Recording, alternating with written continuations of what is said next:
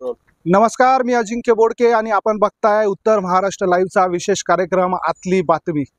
खरं तर महाराष्ट्रामध्ये महाविकास आघाडी आणि महायुती या दोघांमध्येही जागा वाटपाबाबत मोठं घमासान झालं। त्यानंतर आता महाविकास आघाडीने काहीसा जो जोर आहे किंवा काहीशी आघाडी जी आहे ती जागा वाटपामध्ये किंवा उमेदवार डिक्लेअर करण्यामध्ये घेतलेली आहे। मात्र महायुतीच्या अजूनही 15 जागा अशा आहेत ज्यावर अजूनही उमेदवार डिक्लेअर झालेले नाहीये, घोषित झालेले नाहीये। आणि या सगळ्यांमध्ये अशा काही जागा आहे नाशिकमध्ये महाराष्ट्रातल्या ज्यावरती खूप मोठं घमासान सुरू आहे। तीनही पक्ष आजही त्या जागेवरती कुठला पक्ष निवडणूक लढवेल आणि कुठला उमेदवार असेल हे निश्चित नाही। आणि त्यामध्ये सगळ्यात प्रकर्षाने जी जागा आहे ती म्हणजे नाशिक लोकसभा मतदारसंघ। खरं तर नाशिक लोकसभा मतदारसंघामध्ये हेमंत गोडसे हे विद्यमान खासदार आहेत। 2009 साली हेमंत गोडसे यांनी मातब्बर असलेल्या भुजबळ कुटुंबाच्या विरोधात म्हणजे समीर भुजबळ यांच्या विरोधात निवडणूक लढली। तेव्हा ते मनसेचे उमेदवार होते। अवघ्या 22,000 मतांनी त्यांचा पराभव झाला। तर शिवसेनेचे दत्ता गायकवाड हे थेट तिसऱ्या क्रमांकावर फेकले गेले। त्यानंतर 2014चा काळ आला। 5 वर्षांमध्ये बरंच पाणी वाहून गेलं। हेमंत गोडसे यांनी शिवसेनेमध्ये प्रवेश केला आणि 2014 साली उद्धव ठाकरे यांनी हेमंत गोडसे यांच्यावरती विश्वास दाखवला। हेमंत गोडसे यांनी देखील समोर एकदम तगडा असलेला मातब्बर असलेला उमेदवार म्हणजे छगन भुजबळ, ज्येष्ठ नेते छगन भुजबळ यांच्या विरोधात निवडणूक लढण्याचं धाडस दाखवलं आणि त्याचं फलस्वरूप तसेच देशामध्ये काँग्रेस विरोधात असलेली लाट आणि मोदींचं नेतृत्व याच्या बळावर हेमंत गोडसे यांनी तब्बल 2.25 लाखाहून अधिक मताधिक्याने 2014 साली विजय मिळवला। त्यानंतर 5 वर्ष हेमंत गोडसे यांच्यावर टीका होत राहिली। शांत खासदार आणि काही बोलत नाही, नवीन प्रकल्प नाशिकमध्ये आलेले नाही, अशी अनेक टीका होत गेल्या। त्यामुळे 2019 साली त्यांची उमेदवारी कट करावी आणि विजय करंजकर जे तत्कालीन जिल्हा प्रमुख होते शिवसेनेचे यांना देण्यात यावी अशी मागणी पुढे आलेली होती। मात्र पुन्हा एकदा उद्धव ठाकरे यांनी हेमंत गोडसे यांच्यावरती विश्वास दाखवला आणि पुन्हा एकदा 2019ला जी लाट चाललेली होती किंवा जे उरी प्रकरण झालेलं होतं किंवा एअर स्ट्राईक झालेला होता, त्यामुळे एक देशभक्तीचं वातावरण देशामध्ये होतं। त्या लाटेमध्ये हेमंत गोडसे यांनी पुन्हा एकदा समीर भुजबळ यांचा तब्बल 2,92,000 इतक्या मतांनी पराभव केला।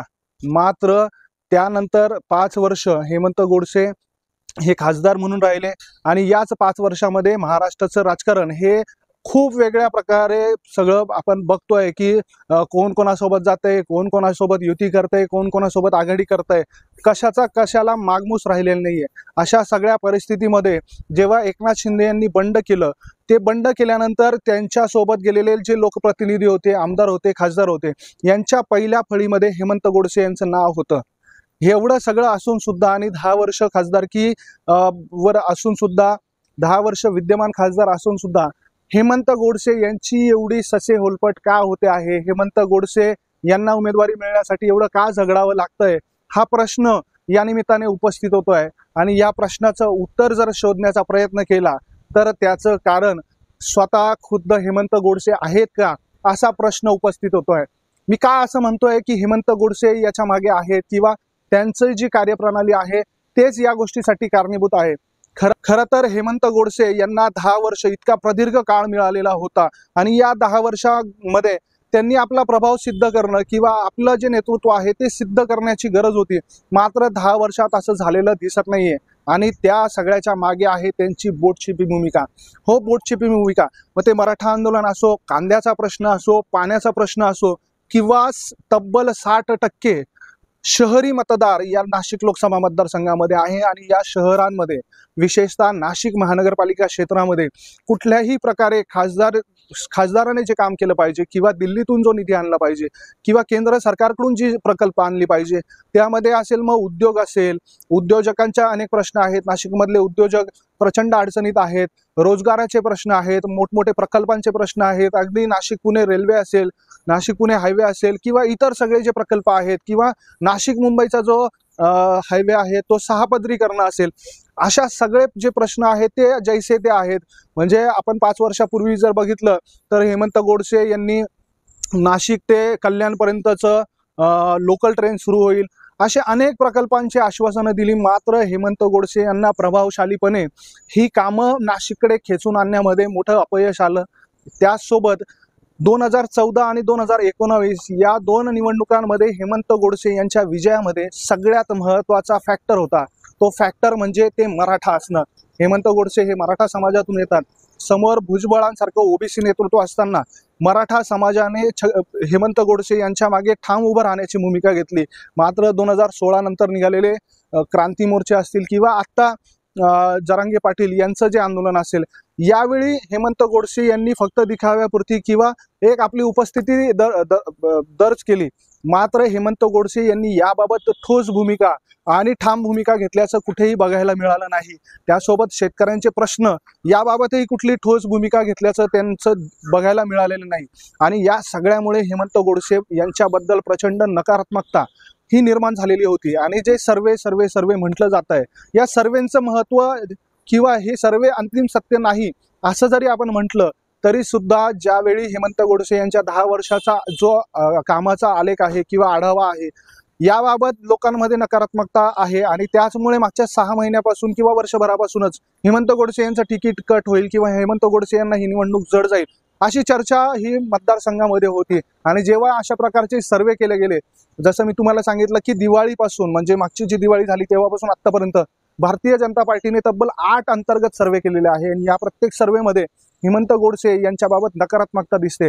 आणि ही नकारात्मकता का बरं दिसते, तर त्यांनी जे 10 वर्षामध्ये काम करायला पाहिजे होतं, संघटनेवरती त्यांनी एक पकड निर्माण करायला पाहिजे होती, आपला एक प्रभाव निर्माण करायला पाहिजे होता, आपलं एक गट, एक स्ट्रॉंग गट निर्माण करायला पाहिजे होता, या सगळ्यामध्ये हेमंत गोडसे अपयशी ठरलेले आहेत। आणि त्या सगळ्या परिस्थितीमध्ये सगळ्यात महत्त्वाची गोष्ट अशी झाली की 10 वर्षापूर्वीचं नाशिकमधलं एकूण राजकीय गणित आणि आत्ताचं राजकीय गणित यामध्ये जमीन आसमानचा फरक आहे। हेमंत गोडसे हे शिंदेंसोबत गेलेले आहेत आणि शिंदेंसोबत नाशिकची जी शिवसेनेची संघटना आहे ती गेलेली नाहीये। ठाकरेंसोबत आजही ती संघटना जी आहे ती इंटॅक्ट आहे। तळागाळापर्यंत जो शिवसैनिक आहे तो आजही ठाकरेंसोबत असल्याचं आपल्याला बघायला मिळतंय। तर दुसरीकडे भारतीय जनता पार्टीने मागच्या 10 वर्षामध्ये आपलं संघटन मजबूत केलेलं आहे। शहरामध्ये त्यांचे नगरसेवक आहेत, शहरी भागामध्ये नाशिकच्या महानगरपालिका क्षेत्रामध्ये सगळ्यात प्रबळ जर संघटना असेल तर ती भारतीय जनता पार्टीची आहे। आणि अशा परिस्थितीमध्ये येणारी निवडणूक जी आहे ती महायुतीचा कुठलाही उमेदवार असो, मग ते भुजबळ असतील किंवा मग जे राष्ट्रवादीचे असतील किंवा शिंदे गटाचे असतील, त्यांना ही निवडणूक ही भारतीय जनता पार्टीच्या संघटनेच्या जीवावरच लढायची आहे। मात्र हेमंत गोडसे यांनी यांच्याबद्दल भारतीय जनता पार्टीमधून सगळ्यात जास्ती नाराजी आहे। ती नाराजी असण्यामागचं कारण काय आहे, तर हेमंत गोडसे यांच्याबाबत भारतीय जनता पार्टीतून जो सूर पुढे येतो त्यामध्ये असं असतं की हेमंत गोडसे आमच्या कार्यक्रमांना येत नाही, आम्हाला मान सन्मान देत नाही, किंवा भारतीय जनता पार्टीचे प्रमुख नेते आहेत त्यांचा फोटो यांच्या कार्यक्रम पत्रिकांमध्ये किंवा बॅनरमध्ये हा नसतो। अशा प्रकारचा अनेक नकारात्मक जे सूर आहेत ते हेमंत गोडसे यांच्याबद्दल भारतीय जनता पार्टीतून आहेत। आणि दुसरीकडे शिंदे गटाची संघटना ही तितकीशी मजबूत नाही आहे। त्यांनी प्रयत्न बरेच केले, मात्र ठाकरे किंवा भाजप यांच्या तोडीची संघटना शिंदे गटाकडे नाहीये। आणि हे सगळे जे फॅक्टर आहेत हे हेमंत गोडसे यांच्या विरोधात जाणारे आहे। खरं तर 10 वर्ष हेमंत गोडसे यांना मिळालेली होती आणि ह्या 10 वर्षामध्ये आपण एवढा प्रभाव निर्माण का करू शकलो नाही याचं आत्मपरीक्षण हेमंत आप्पा यांनी केलं पाहिजे असंच या ठिकाणी म्हणता येईल। आणि शेवटचं एक सांगतो की जरी हेमंत गोडसे यांना उमेदवारी मिळाली तरी सुद्धा पक्ष त्यांच्यावरती जो अविश्वास दाखवतोय ते आता नाशिक लोकसभेतील जी जनता आहे ते बघते। आणि उद्या जर हेमंत गोडसे यांना उमेदवारी मिळाली तर जनता त्यांच्यावरती विश्वास ठेवून किती मतदान करेल, काय मतदान करेल हे बघणं देखील महत्त्वाचं असणार आहे। ही माहिती आपल्याला कशी वाटली ते कमेंट बॉक्समध्ये कळवा। त्यासोबत आमच्या यूट्यूब चॅनलला सबस्क्राईब करायला विसरू नका। हा व्हिडिओ जर आपण फेसबुकच्या माध्यमातून बघत असाल तर आमच्या पेजला लाईक आणि फॉलो करायला विसरू नका। त्यासोबत इंस्टाग्राम आणि ट्विटरच्या माध्यमातून देखील आमच्याशी जोडले जा।